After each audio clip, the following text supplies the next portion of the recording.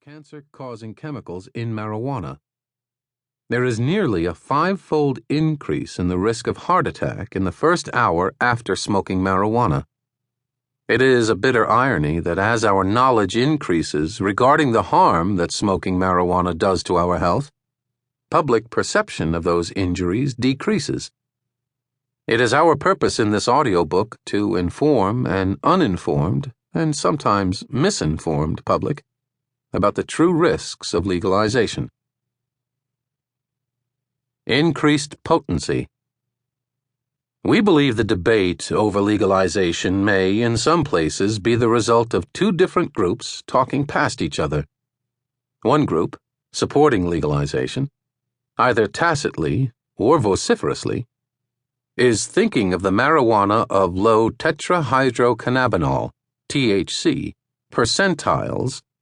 Many people now in their 50s, 60s, and 70s smoked or tried when they were in college, or for that matter, marijuana they knew from the 1970s and 1980s that was far less potent than today's marijuana, THC being the psychoactive ingredient in marijuana. It may be difficult for people who tried or used a weaker substance to see how legalizing that substance can be so harmful. The problem is that you cannot consider it the same substance when you look at the dramatic increase in potency and the increased negative neurological and other health effects arising from higher THC levels. The point is that there really are two different kinds of marijuana, and thus, perhaps, two different conversations taking place. One is based on a frame of reference of marijuana that was experienced in the past, was weaker, and does not exist today. The other is based on the reality of the marijuana that is grown, processed, and sold today. Many we have talked to are simply unaware of the potency of today's marijuana. Most who have not smoked or looked at marijuana and its potency in a very long time are surprised to realize that the marijuana they knew in the 1970s or 1980s was much less potent than it is now. The levels of THC then were in the low single digits. Today's marijuana THC levels are in the double digits. We've gone from about 3 to 5% THC in yesteryear's marijuana to just above 13% THC. But common strains are available that go much higher, into the 20% and beyond.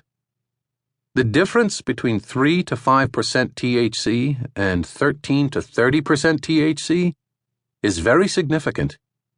It is like comparing a 12-ounce glass of beer with a 12-ounce glass of 80-proof vodka. Both contain alcohol, but they have vastly different effects on the body when consumed. Indeed, many argue that because of the difference in potency, it is not even the same drug we once knew. Some have taken to calling today's marijuana industrial marijuana or turbo pot. For these, and many other reasons, it is our view that the effort to legalize marijuana needs to be addressed head-on, that if it is not stopped, we will soon look back and ask, what were we thinking? We believe marijuana is dangerous and should remain illegal. We also believe most of the arguments in favor of legalization are fallacious. With this audiobook, we hope to join a debate over legalization that simply has been too silent or cowed into silence on our side.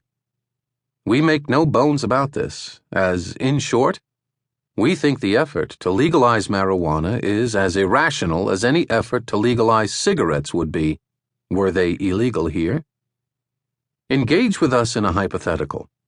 Assume that cigarettes are not legal and never have been in America, but tens of thousands of packs of cigarettes make it into the United States every year, made in Mexico, Canada, and other countries, and are purchased illegally on the black market. Teenagers and adults smoke them. Now, imagine there is a bill in Congress to forego all the enforcement costs of trying to keep cigarettes out of the hands